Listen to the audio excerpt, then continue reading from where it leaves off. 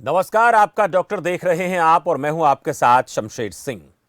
बदलते मौसम के साथ कई बीमारियां जो है हो जाती हैं और बदलते मौसम को इन बीमारियों का कारण भी माना जाता है। लेकिन बहुत सी बीमारियां ऐसी होती हैं जो बढ़ती उम्र की वजह से होती हैं, जिनमें हड्डियों का दर्द, जोड़ों का दर्द होना आम हो चला है। लेकिन ऐसा भी नहीं है कि ये तकलीफ सिर्फ बढ़ती उम्र में ही होती है। बदलती जीवन शैली के चलते यह हड्डियों व जोड़ों का दर्द किसी भी उम्र के व्यक्ति को परेशान कर सकता है। आमतौर पर यह कहा जाता है कि ये गलत खान पान, लाइफस्टाइल में बदलाव के चलते शरीर में कमजोरी फील होती है, हमारा इम्यून सिस्टम प्रभावित होता है, जिसके चलते ऐसी परेशानियां तकलीफ देने लगती हैं। अगर समय रहते हम सचेत नहीं होते हैं तो कुछ लोगों को तो जोड़ों का दर्द और हड्डियों में दर्द की तकलीफ आजीवन रह सकती है। आज आपका डॉक्टर में यह चर्चा करेंगे कि आखिर इस परेशानी का कोई स्थायी समाधान है या नहीं, खान पान का क्या हमें ध्यान रखना चाहिए, और अगर हम जोड़ों के दर्द से जूझ रहे हैं तो हमें क्या क्या सावधानियां रखनी है। इसी मसले पर आज चर्चा करेंगे और मेरे साथ दो खास मेहमान जुड़ेंगे, जिनमें एक doctor Rajiv Kumar orthopaedic surgeon हैं और डॉक्टर NC गुप्ता हैं, वरिष्ठ जो है हड्डी रोग विशेषज्ञ। उनसे हम बातचीत करेंगे। दोनों खास मेहमानों से हम बात करेंगे, लेकिन सबसे पहले हम ये जानने का प्रयास करेंगे कि हड्डी रोग या जोड़ों के दर्द के आखिर लक्षण होते क्या हैं।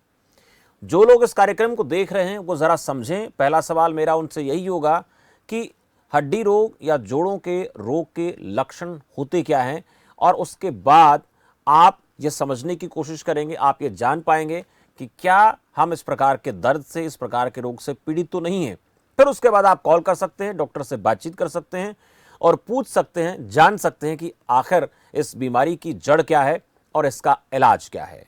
इसके साथ साथ ये भी जानना जरूरी हो जाता है कि हरियाणा सरकार की तरफ से प्रदेशवासियों के स्वास्थ्य की बेहतरी के लिए किस तरह के कदम उठाए जा रहे हैं, वो भी ग्राफिक्स के माध्यम से आपको लगातार हम दिखाते रहेंगे। इलाज के साथ प्रदेश की सरकार मुफ्त दवाएं, जागरूकता मुहिम, ये सारी चीजें उपलब्ध करा रही है। जांच के लिए शहरी और ग्रामीण क्षेत्रों में कैंप भी लगाए जाते हैं। विशेषज्ञ डॉक्टर्स की नियुक्ति अस्पतालों में सरकार ने जो है की है। CHC PHC केंद्रों पर सरकार ने सुविधा बढ़ाई है। मरीजों को सभी तरह की सुविधाएं सरकार की तरफ से दी जा रही हैं। ये तमाम चीजें आपको हरियाणा के सरकारी अस्पतालों में मिल जाएंगी। अगर आप किसी परेशानी से जूझ रहे हैं तो वहां पर इलाज करा सकते हैं। मेरे साथ डॉक्टर राजीव कुमार और डॉक्टर NC गुप्ता दोनों जुड़ चुके हैं। डॉक्टर राजीव कुमार, बहुत स्वागत है आपका खबर फास्ट पर, और डॉक्टर NC गुप्ता जी, आपका भी बहुत बहुत स्वागत है इस खास चर्चा में।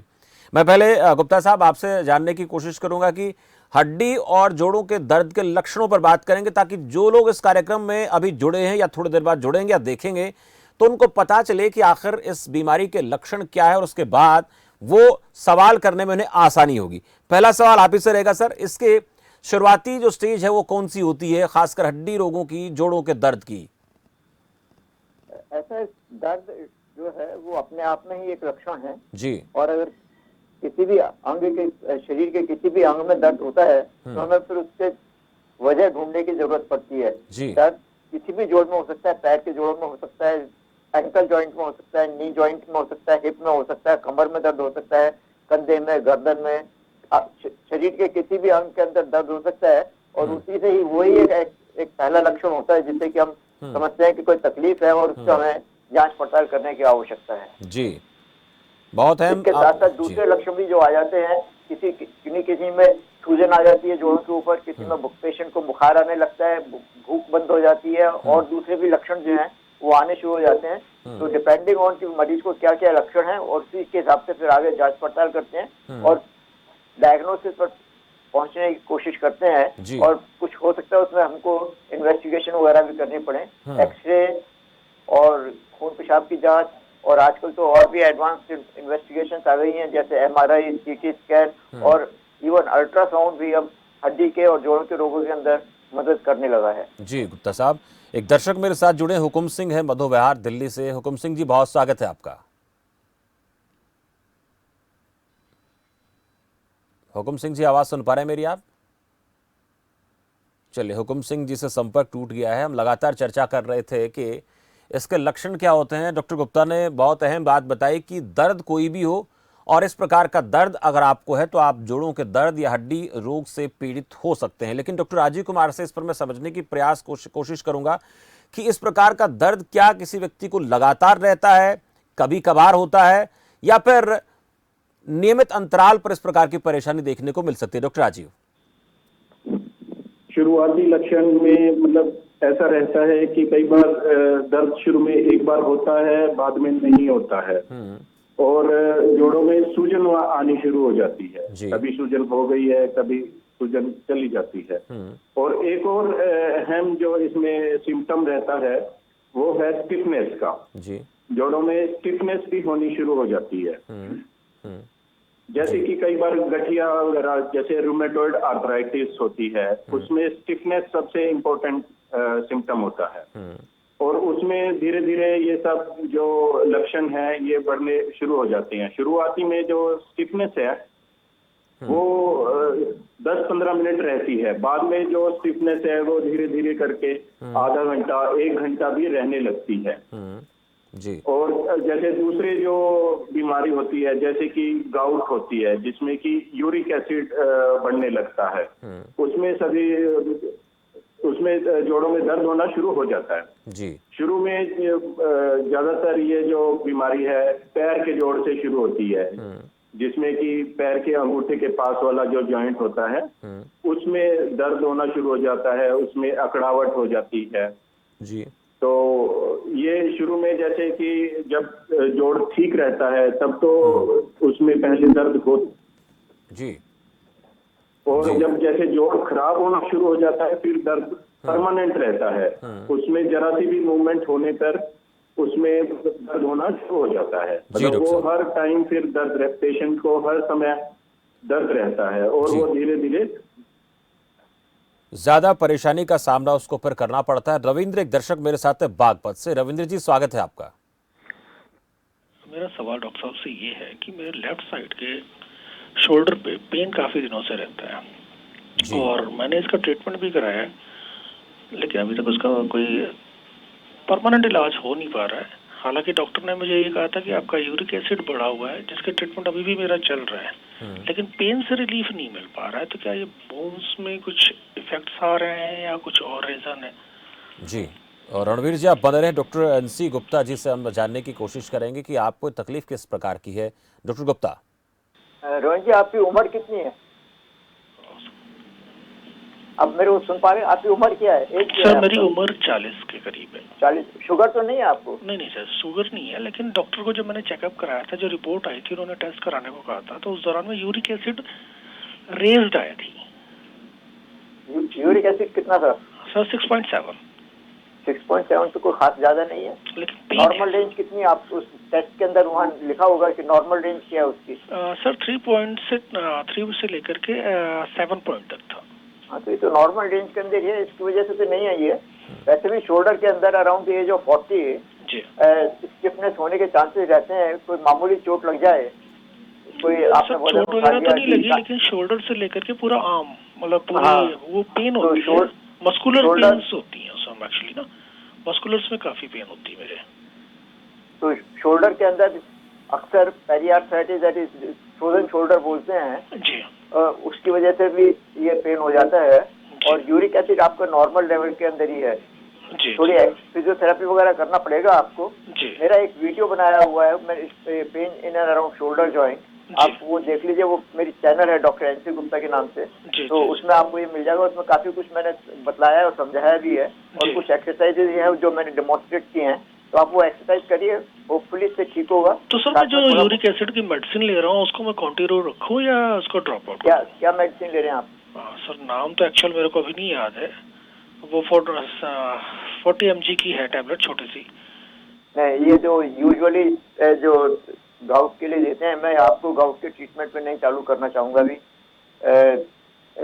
नाइदर ज़ाइलोरिक नोर ये जो फेबुस्टैट गोली वगैरह होती है, मैं अभी नहीं स्टार्ट करना चाहूँगा। दूसरी जो एंटी इन्फ्लेमेटरी मेडिसिन हैं, डिक्लोफेनाक है या पैरासिटामोल है, मेरे ख्याल में उससे कंट्रोल हो जाएगा। साथ में कुछ मल्टीविटामिन भी ले लीजिएगा।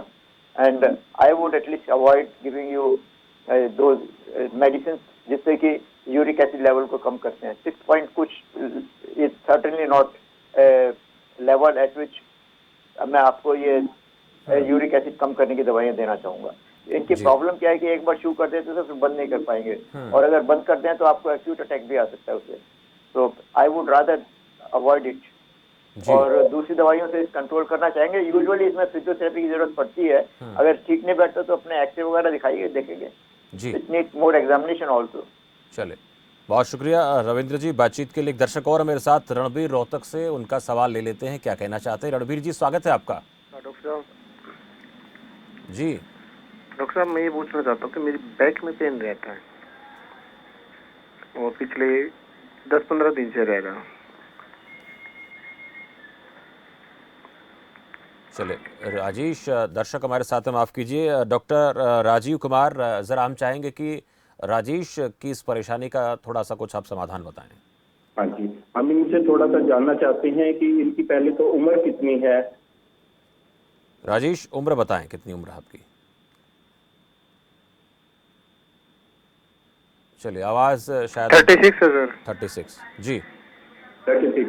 और हम ये जानना चाहते हैं कि जो आपका कमर का दर्द है वो क्या टांग में आता है, नीचे की तरफ को चलता है, और टांग में कोई सूनपन और कोई तकलीफ इस तरह की रहती है क्या? नहीं सर, सिर्फ एक ही पॉइंट पे पेन रहता है। बैक पे ही रहता है? हाँ, एक ही पॉइंट पे रहता है, बस एक ही पॉइंट, जो लास्ट वाले एग्जिट होते हैं, जो छल्ला होता है, उसी पे पेन हाँ होता है। जी। इसका मोस्ट प्रोबेबली आपका मसल पेन हो सकता है, फिर भी आपको एक एक्सरे करवाना चाहिए इसका। जी। तो उसमें फिर आपका पता चलेगा कि भाई आपके कुछ रीढ़ की हड्डी में कुछ प्रॉब्लम तो नहीं है। वैसे जिस तरह से आपने हमें बताया उससे मसल पेन लग रहा है, तो आप कुछ डॉक्टर को दिखा के मेडिसिन वगैरह ले सकते हैं और फिजियोथेरेपी आप करवाएं, उससे आपका ये ठीक हो सकता है। चलिए, बहुत शुक्रिया राजेश, आपको आपके सवाल का जवाब मिला होगा। मसल पेन आपको हो सकता है, एक बार डॉक्टर को आप दिखाएं और एक्सरे कराएंगे तो आपको असली जो मर्ज है उसके बारे में जानकारी हो पाएगी।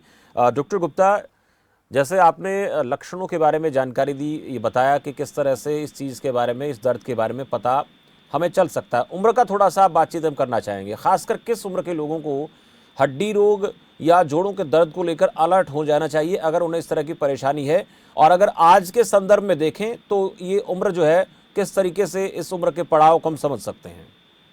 ऐसा है कि जैसे जैसे उम्र बढ़ती है और फिजिकल एक्टिविटी कम होती जाती है तो फिर जोड़ों के दर्द मस्कुलर वीकनेस की वजह से स्टार्ट होते हैं। और दूसरी वजह क्या है कि आजकल का जो लाइफस्टाइल है जी। उसके अंदर मोस्ट ऑफ द टाइम सब जने जो एडल्ट वर्किंग एज ग्रुप के अंदर है, usually they are having a sedentary life. बैठ करके काम करने का होता है, 4 से 6 घंटे, 8 घंटे, 10 घंटे जो वो बैठ करके कुर्सी पे बैठ के काम करते हैं और फिजिकल एक्टिविटी कुछ नहीं होती है, तो उसकी वजह से भी जो मस्कुलर वीकनेस आ जाती है और दर्द शुरू हो जाते हैं। जी। इसके अलावा जो लोग कंप्यूटर पर काम करते हैं वो इसके खास तौर से विक्टिम है, क्योंकि कंप्यूटर पर आप बैठे हुए हैं कंसंट्रेशन से एक ही पोज में बैठ करके और आप बार बार जो है उसी में अपने computer, you are working on the computer and with the neck down, तो उससे भी ये बीमारियां शुरू हो जाती हैं। कंधे में, गर्दन में दर्द, कंधे में दर्द, जोड़ों में अकड़ाहट वगैरह सब शुरू हो जाती है। इन सबों के लिए yoga based exercises are very good. अगर आप नियमित रूप से योगा बेस्ड एक्सरसाइजेज करेंगे तो आपको डेफिनेटली इसमें आराम मिलेगा। मैंने एक वीडियो बनाया हुआ है, मी एंड माई योगा, ये यूट्यूब पर अवेलेबल है, आप इसको देखिएगा और इससे बहुत मरीजों को फायदा हुआ है। आप भी इसको देखकर करिएगा, इसमें आपको कोई नुकसान नहीं हो सकता एंड आई एम श्योर फायदा होगा। लेकिन उसके साथ में ये भी एक देखने की चीज है, कोई ऑर्गेनिक डिसऑर्डर नहीं चल रहा हो कि हम अपने आप ही डॉक्टर मान करके और उसके ऊपर ही रहें और दवाइयां ना लें, तो अपने डॉक्टर को कंसल्ट करिए और एक्सरसाइज करिए। Yoga based exercise definitely more effective than exercise done in any physiotherapy clinic और इन जिम और अदरवाइज। जी। डॉक्टर साहब, एक दर्शक मेरे साथ है सीमा पानीपत से, पूछेंगे क्या सवाल उनका है। सीमा जी स्वागत है आपका। सीमा जी, आवाज पहुंच पा रही है आप तक हमारी? आपकी तो आ रही है, हमारी आ रही है सर। जी सुन पा रहे हैं सर, बोलिए। हेलो जी बोलिए। सर, मैं अपनी वाइफ के बारे में पूछना चाह रहा हूँ, सर्वाइकल हो रहा है मुझे। जी। डॉक्टर साहब से बात, चलिए आपकी बात करा देते हैं, डॉक्टर गुप्ता से आपकी बात करा देते हैं। डॉक्टर एनसी गुप्ता, सर्वाइकल की दिक्कत है इनके मिसेज को, जरा एज कितना है? उम्र कितना है? सर मेरी वाइफ की उम्र 28 साल है। 28 साल की है। कोई जी। ऑफिस में काम करते हैं या घर पे रहती हैं? नहीं जी, घर पे ही हैं। है जी? घर पे ही हैं, घर पे ही। घर पे रहती हैं। हाँ। जी। और कोई इलामा शुगर तो नहीं है उनको? नहीं कुछ नहीं है सर, खाली विटामिन डी डेफिशिएंसी। ये विटामिन डी की डेफिशिएंसी भी आजकल बहुत कॉमनली देखने को मिल रही है। तो एक तो ये टेस्ट करा लीजिए। दूसरा ऐसा है कि सर्वाइकल स्पॉन्डिलोसिस के लिए एक तो उनको किसी हार्ड बेड के ऊपर लेटना, तख्त के ऊपर गद्दा डाल करके सोएं और सिर के नीचे तकिया ना लगाएं, और थोड़ी गर्दन की और कंधे की एक्सरसाइज करनी चाहिए।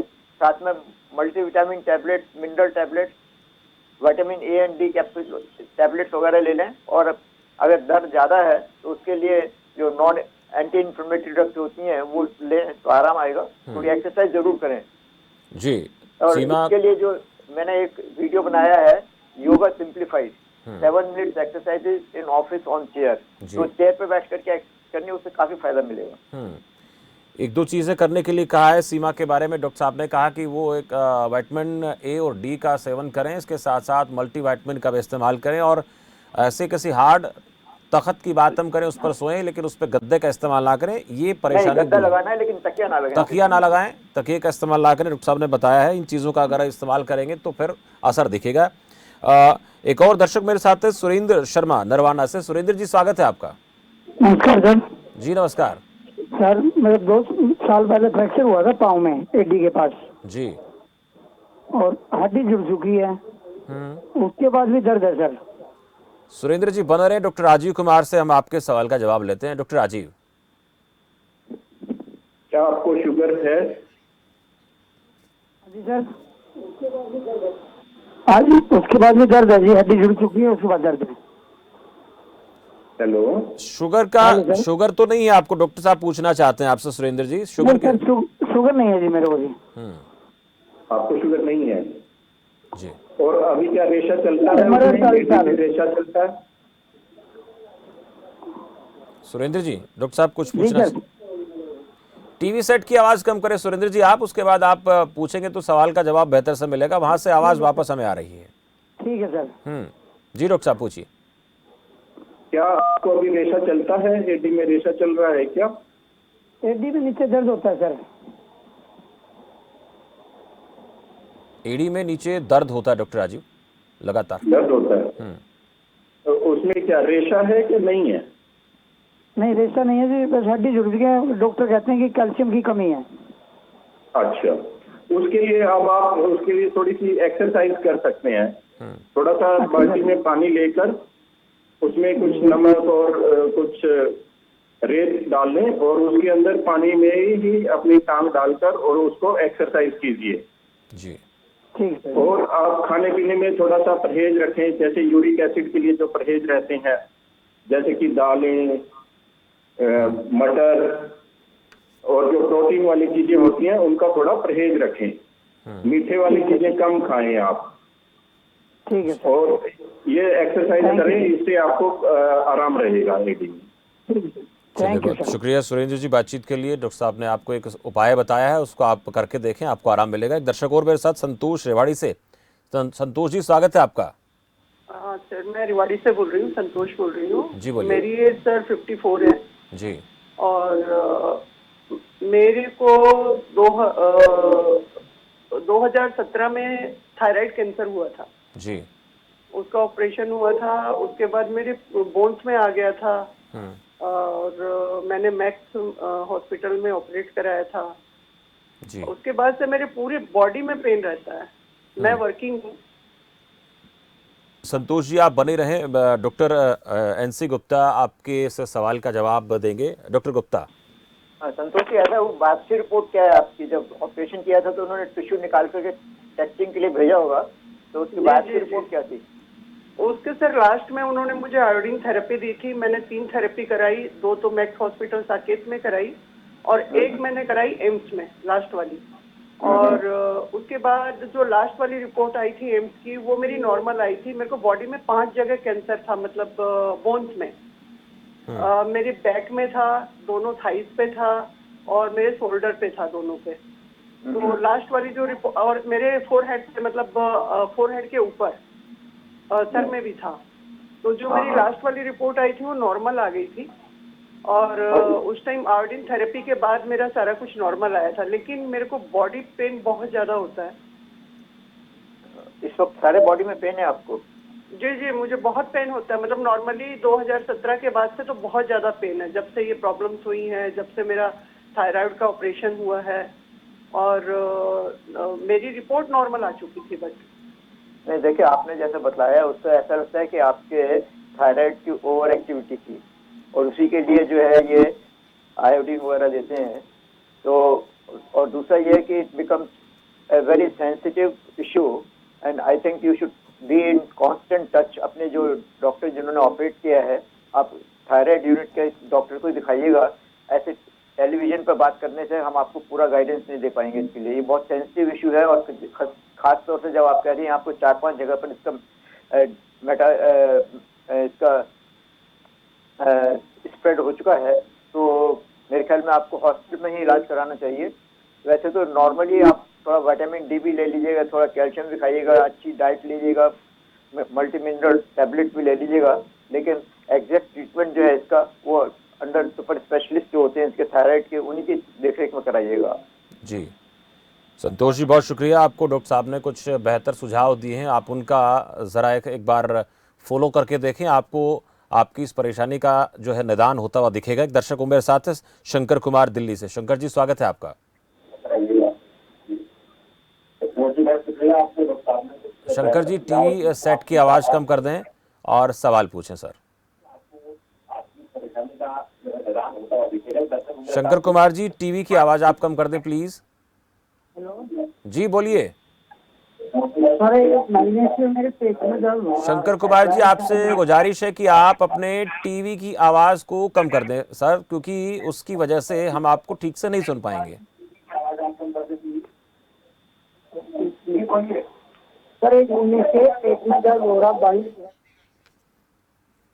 शंकर जी, आप अपने टीवी सेट की आवाज़ कम करके बात करें ताकि आप हमसे और आपकी आवाज़ हम तक ठीक पहुंचे, डॉक्टर साहब आपको ठीक से कोई गाइड कर पाएँ। चलिए, शंकर जी तक बात नहीं पहुंच पा रही। सुरेश कुमार एक दर्शक मेरे साथ है। सुरेश जी, स्वागत है आपका। सर नमस्कार। जी नमस्कार। सर मैं 7-8 साल से शुगर से पीड़ित हूँ सर। मैं जी तो मैं टेबलेट ले रहा था शुगर की, टेनग्लिन और गिलमिस्टार। जी मेरे 400-500 करीब शुगर रहती थी, लेकिन मैं साल भर से वह दवाइयाँ बंद करके मैं ये गिलोय और हार श्रृंगार का काढ़ा ले रहा हूँ सर मैं। तो ये मेरे को शुगर आती है 150 और 200 के दरमियान खाना खाने के बाद। जी तो क्या मतलब यही लेना चाहिए ट्रीटमेंट, या फिर वो अंग्रेजी ट्रीटमेंट ही लेना चाहिए जी? और सुरेश जी, आप बने रहे डॉक्टर राजीव कुमार जी से मैं चाहूँगा कि वो आपको इस सवाल का जवाब दें। शुगर के मरीज के लिए सबसे जरूरी रहता है कि भाई उसकी शुगर जो है कंट्रोल रहनी चाहिए। चाहे आप उसको आप डाइट कंट्रोल से कर सकती हैं या फिर दवाओं की मदद से आप उसको शुगर को कंट्रोल कर सकती हैं। सबसे जरूरी है आप उसको डेली चेक कीजिए। अगर तो आपकी शुगर कंट्रोल रहती है, चाहे वो आपको डाइट से कंट्रोल हो जाए या आप कुछ हर्बल मेडिसिन जो आप बताया कि कुछ दवाई ले रहे हैं उनसे अगर कंट्रोल होता है तो अच्छा है। अगर कंट्रोल नहीं हो रहा है फिर आपको अपना दवाई शुरू करनी चाहिए। और क्योंकि जो अगर शुगर कंट्रोल नहीं होती है तो उससे हड्डियां भी कमजोर होगी, सारा शरीर जो शुगर है वो सारे शरीर पे असर डालती है। शरीर के सारे अंदर जो अंग रहते हैं वो उनको नुकसान पहुंचता है। इसलिए सबसे जरूरी रहता है कि भी शुगर का मरीज जो है अपनी शुगर बिल्कुल कंट्रोल रखे। वो उसके लिए डाइट सबसे जरूरी रहती है। जी डाइट का कंट्रोल बहुत जरूरी है। उसके लिए आप मीठे का पूरा परहेज करें और तली हुई चीज, मिर्च मसाला, ये सब चीजों का परहेज रखें, भी आपका शुगर ठीक रहेगा। तो सुरेश कुमार जी, डॉक्टर साहब ने आपको एक अहम सुझाव दिया है। अगर आपकी शुगर कंट्रोल में है, जो आप चीज़ों को इस्तेमाल कर रहे हैं डाइट का या फिर जो भी हर्बल मेडिसिन आप ले रहे हैं, हर्बल तरीके से इलाज कर रहे हैं, उससे कंट्रोल में है तो आपको दवा की ज़रूरत नहीं है। और फिर भी अगर कंट्रोल में नहीं आ रही है तो फिर आपको दवाओं की ज़रूरत है। बहुत शुक्रिया बातचीत के लिए। शंकर हमारे साथ दोबारा जुड़े। शंकर जी, स्वागत है आपका। हेलो जी शंकर जी बोलिए। सर ना मेरे 1 महीने से पेट में राइट साइड में निचले हिस्से में बहुत दर्द हो रहा है। जी खाना पीना भी खा रहा हूँ, सब कुछ कर रहा हूँ, फिर भी मैं दर्द जा नहीं रहा। हॉस्पिटल में भी दिखाया था। ठीक है शंकर जी, आप बने रहे। डॉक्टर गुप्ता से मैं पूछना चाहूंगा कि किस तरीके की शंकर को तकलीफ है। डॉक्टर गुप्ता, तकलीफ इनकी मदर को है। मुझे ये बताइए कि उनका दर्द किस टाइप का, ये मरोड़े से मारते हैं क्या? वो दर्द की वजह से छटपटाती हैं बिस्तर में, कभी करवट देती हैं, कभी बैठती हैं, कभी उल्टा लेटती हैं, सीधा लेटते हैं, किस टाइप का दर्द है ये? और क्या दर्द ये आपस में थोड़ी देर के बाद ठीक भी हो जाता है? शंकर कुमार। हेलो हाँ जी डॉक्टर साहब, ये साहब दर्द कुछ पूछना के चाह बारे रहे में थोड़ा कुछ बताइए डिटेल्स में। ये दर्द बीच बीच में ठीक भी हो जाता है क्या? हेलो हेलो हैं। शंकर जी, डॉक्टर साहब आपसे पूछना चाह रहे हैं कि ये दर्द बीच बीच में ठीक भी हो जाता है क्या? नहीं, ये 24 घंटा रहता था दर्द। कितने कितने दिनों से चल रहा है ये दर्द? कितने दिनों से चल रहा है इधर? राइट साइड में पेट के निचले हिस्से। कब से है शंकर? 1 महीना हो गया, अचानक से दर्द हुआ था जी। कोई पेशाब में जलन तो नहीं है? नहीं, कोई जलन वलन नहीं, कोई पेशाब में प्रॉब्लम नहीं है। उल्टी वगैरह तो नहीं आती? नहीं, उल्टी कुछ भी नहीं आती। रोटी वगैरह सब कुछ खाता हूँ, काम करता हूँ, लेकिन दर्द बहुत ज्यादा होता है। नहीं, तकलीफ तो आपकी मदर को है ना, ये आपको है? हेलो पेशेंट कौन है? शंकर, तकलीफ आपको है ना? तकलीफ जो दर्द की बात आप कर रहे हैं, मुझे लगता है डॉक्टर साहब शंकर अपने बारे में बात कर रहे हैं, उनको खुद को तकलीफ है। अच्छा हाँ जी। नहीं तो ऐसा, फिर ये पेट का दर्द है तो फिर किसी जनरल सर्जन को दिखाएं तो अच्छा रहेगा।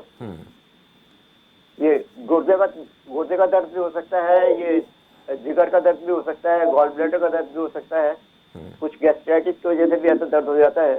तो किसी जनरल फिजिशियन को या जनरल सर्जन को दिखाएं तो अच्छा रहेगा। It's not an orthopaedic problem. चलिए, बहुत शुक्रिया शंकर कुमार। आप किसी जनरल फिजिशियन को दिखाएं, डॉक्टर को दिखाएं, वहां आपको पता चलेगा कि वाकई में तकलीफ क्या है। और बिना दिखाए, बिना जांच कराए तकलीफ के बारे में पता कर पाना बहुत मुश्किल होता है। एक दर्शक को मेरे साथ है रामलाल महेंद्रगढ़ से। रामलाल जी, स्वागत है आपका। नमस्कार जी सर। जी नमस्कार सर, एक प्रश्न पूछ रहा हूँ, थोड़ा सा ना आप निराश मत करना जी, थोड़ा सा हटके है जी। कि ये मेरे को आयरन और B12 और एंटी हीमोग्लोबिन टेस्ट के लिए डॉक्टर ने कहा है जी। तो मैं ये पूछना चाहता हूँ सर, ये किस बीमारी में होता है सर? पेट में तकलीफ रहती है सर 3 साल से।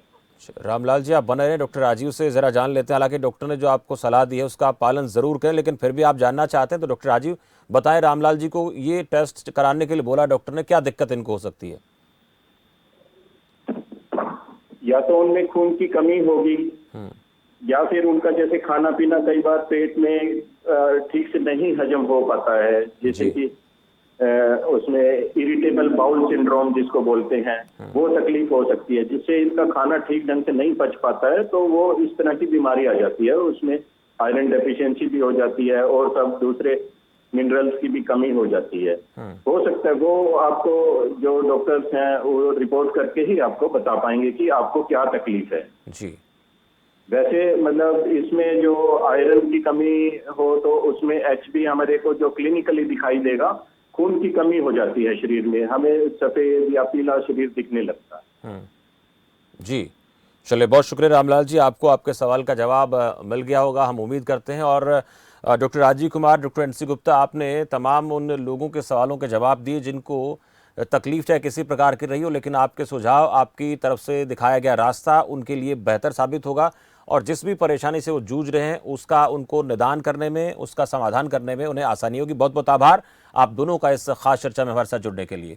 तो आज आपका डॉक्टर में बातचीत कर रहे थे जोड़ों के दर्द को लेकर, हड्डियों के दर्द को लेकर, और इस परेशानी के कई सारे कारण हो सकते हैं। आपने इस कार्यक्रम में जाना, समझा, और उम्मीद करते हैं कि आपको ये कार्यक्रम, ये सुझाव पसंद आए होंगे। और आप अगर कॉल नहीं भी कर पाए हैं और आपने जो चीज़ें डॉक्टर के माध्यम से सुनी है, समझी हैं, उनसे आपको इस दर्द, इस परेशानी के बारे में बहुत सी जानकारी हासिल हुई होगी। फिलहाल इस खास कार्यक्रम में इतना ही। आप देखते रहिए खबर फास्ट। नमस्कार।